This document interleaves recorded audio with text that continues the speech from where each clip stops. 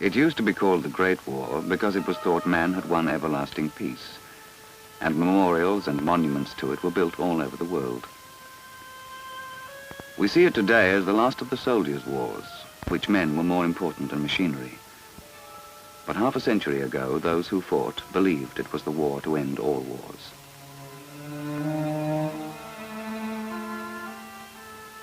"61,000 names are here, the first Australians to die in a European war. Only for them was the peace everlasting."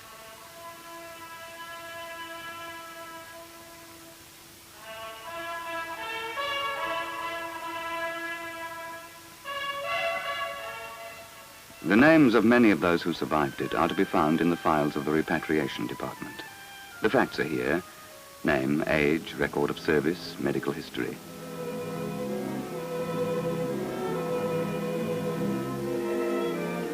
But the forms don't tell you what went on inside a man's mind.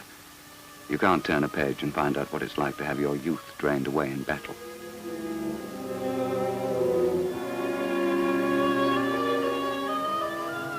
It starts in far-off Sarajevo, when a young student assassinates the Habsburg heir. But within 4 days, taken drought and elections from the local headlines. Recruiting calls from past wars are taken out and repolished, and promises are made to stand behind the mother country, to help her and defend her to our last man and our last shilling.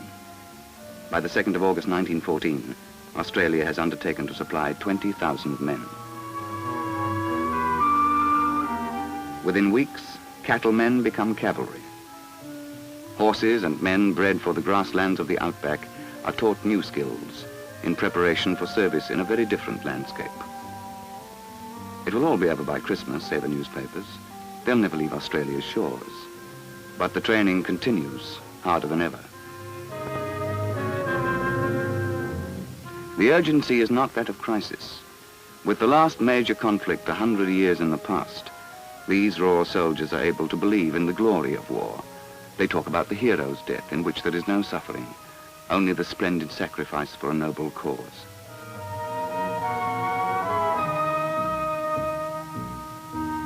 So, in the beginning, the goodbyes are for men with stout hearts. It is as well they will need them. For although in 1914 Australia is a young nation, its casualties over the next 4 years will exceed 250,000. Later, they will leave under cover of darkness, and a voyage will be a dangerous exercise. But in the beginning, it's just like an ocean cruise, a grand occasion.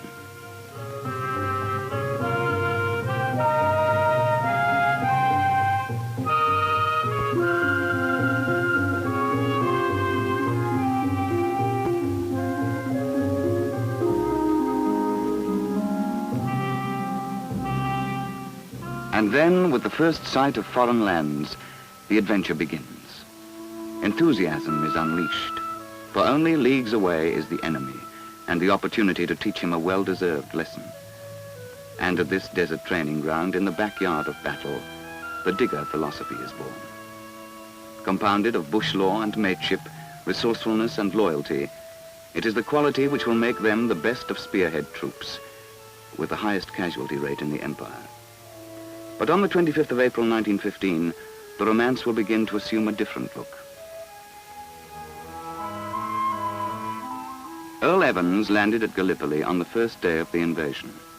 He was wounded there. A bullet passed through his knee. He was one of 24,000.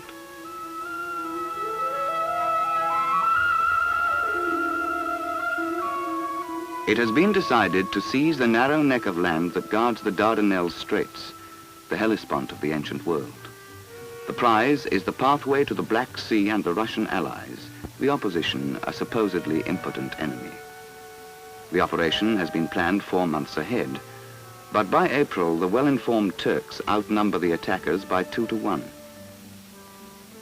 Things go wrong from the start. The Turks hold unassailable cliff-top positions. Plans go awry, communications are unreliable. The advance is uneven.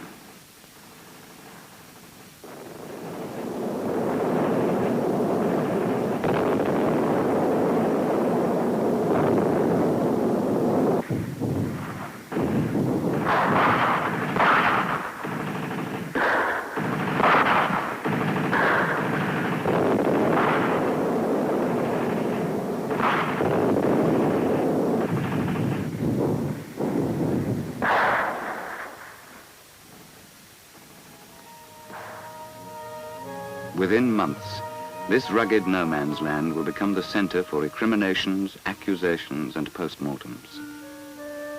And while politicians in London argue about what went wrong, at Gallipoli, romanticism dies in a fly-blown hole in the ground.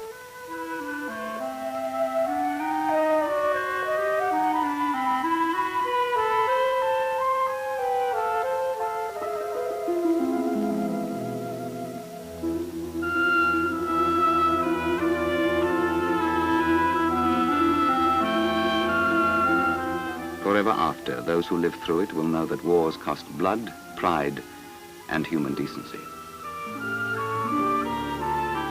The reconstruction shows aspects of valor and moments of triumph in a clean war that never was.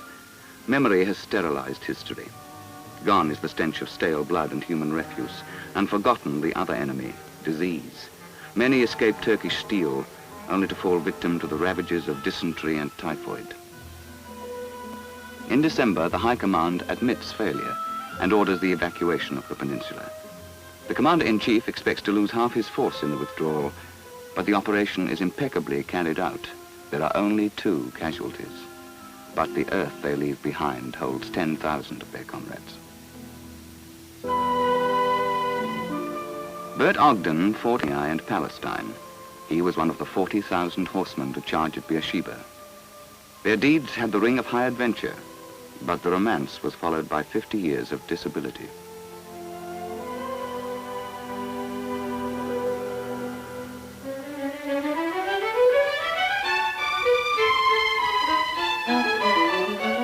The war in the northern desert is a very different affair from Gallipoli, but it too is the kind of which legends are made.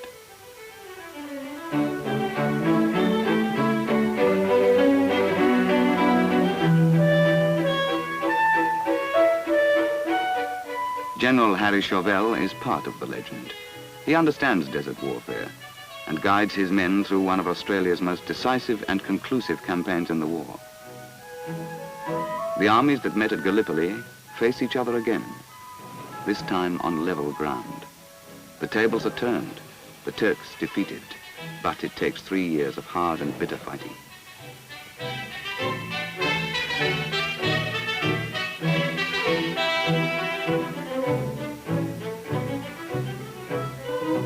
"40,000 prisoners of war are taken in this campaign. 40,000 defeated men, shuffling in a private no man's land, the debris of success."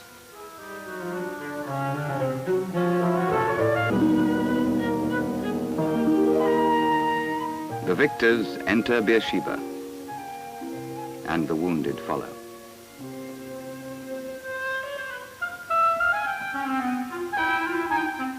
Cachalots carry them, victor and vanquished, away from the sands of war. If you're not dead when they put you in, you will be by the time they take you out.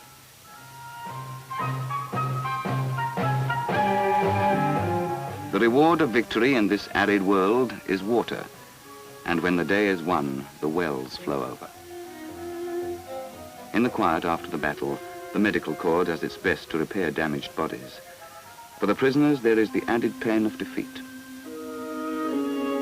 After the campaign come floods and disease. There is no sweetness in tomorrow. This is one of the lessons of war. After Gallipoli, the desert, and after the desert, the fields of France. This will be the cruelest lesson of them all. Joe Maxwell fought in France. He went through the mincing machine of the Western Front and escaped with his life and a Victoria Cross. He was 22 then.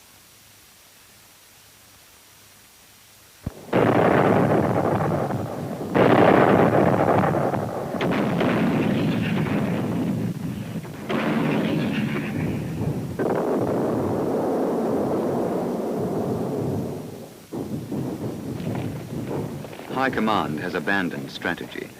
In its place is a new concept. The giants of war will stand and slog it out until one topples. In order to maintain a solid front, it is calculated that a steady supply of reinforcements will be needed at the rate of 2,000 men a day. By the time it is all over, the total casualties will be 14 million. It is an age in which the machinery of death has reached a high level of sophistication. Some of the new guns, developed before the war, have waited as long as 20 years to be field tested. Death is achieved in a dozen different ways. Machine guns, though inefficient, are cheap. And as a result of research, the rate of fire is now high enough to cross-hatch the air and so herd in the target. Once pinned down, shell and shrapnel are found to be more effective at the rate of 2 to 1.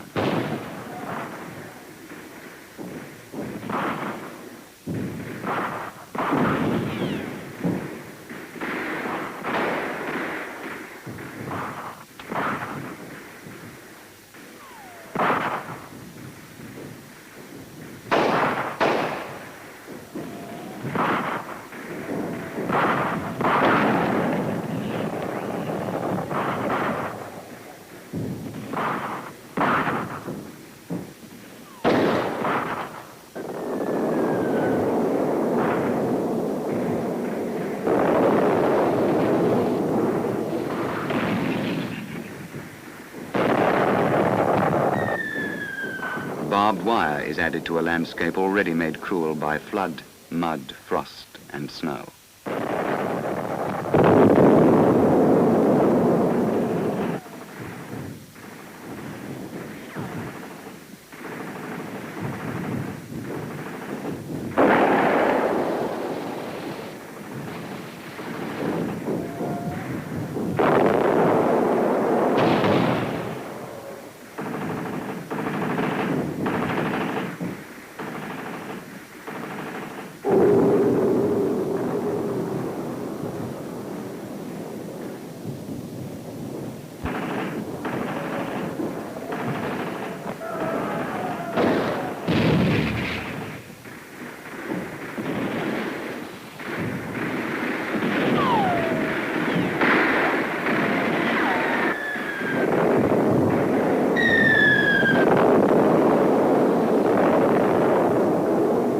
Live men are fed into the mincing machine and it churns out corpses.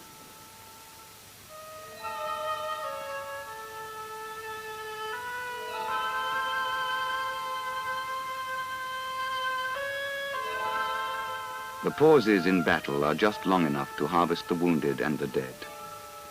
For those who are left, this is the worst time of all.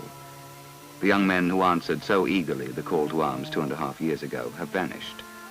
They have been changed into veterans who have learned to live with the smell of sweat and latrines and to turn from the constant sight of wounded and half-buried bodies to pick the lice off their shirts. The talk has changed too.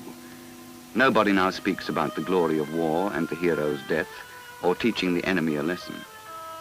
At times it seems there is no enemy, just a tireless war machine that spits an endless stream of death across the naked battlefields.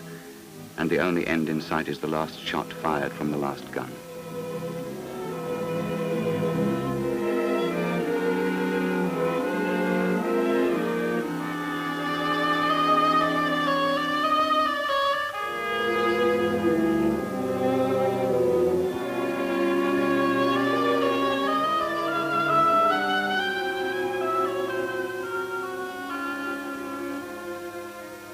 Being wounded is a lottery. The serious cases lie mute, awaiting departure. They are the lucky ones.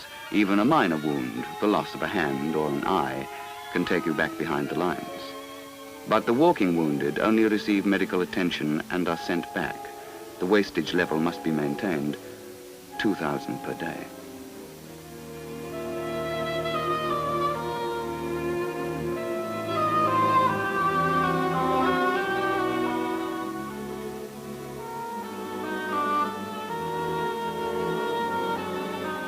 More efficient weapons are needed, and it is thought that gun-bearing tractors might be armored to become the invincible weapon. So 31-ton Little Willie is born. Sometimes whole platoons are wiped out in seconds, buried in trenches, trodden to death. But the newest weapon is the most sophisticated of all, gas. It leaves the ground virtually intact, yet poisons entire areas, and if the weather is favorable, affects the reserves almost as much as the front line. Masks are some protection, but mustard gas, which can be sent over in ordinary shells, works by contact with the skin and it eats through clothing to get to it.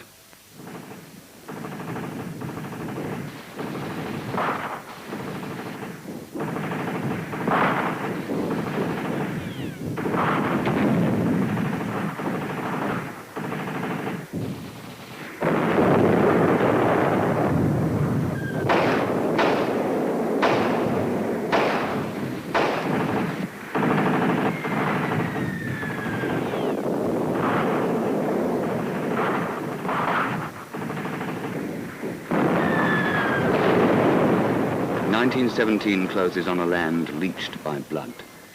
Already the war has exceeded in its scale of operations, the number of its casualties and the total of its costs, any previous known human conflict. But this immense destruction, both material and moral, cannot continue. The giants are tiring. Soon one must topple.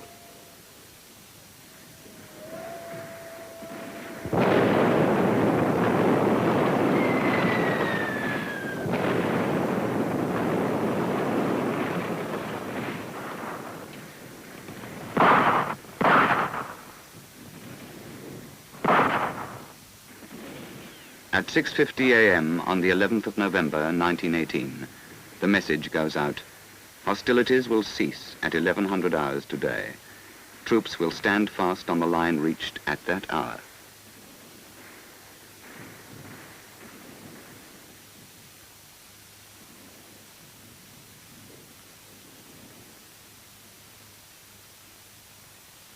The machine that has run so mercilessly for 4 years is at last brought to a stop. Now begins the task of rebuilding, mending, repairing. The scarred buildings can be rebuilt. The war-torn fields can be sown again.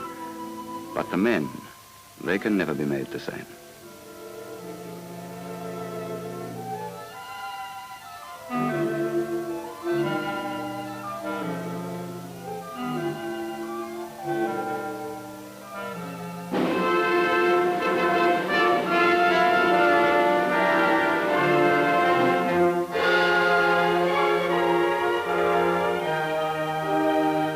Those who survive look on the last march and the last touch of gunmetal as acts of finality.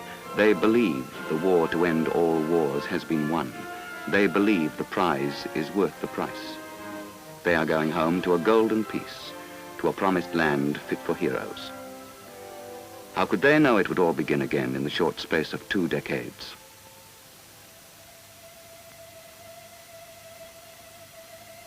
The names of many of those who survived it are to be found in the files of the Repatriation Department. The facts are there: name, age, record of service, medical history. But for the young men and women who serve the veterans today, the facts are not enough. They must know about the war, must translate the facts, and understand what each man went through.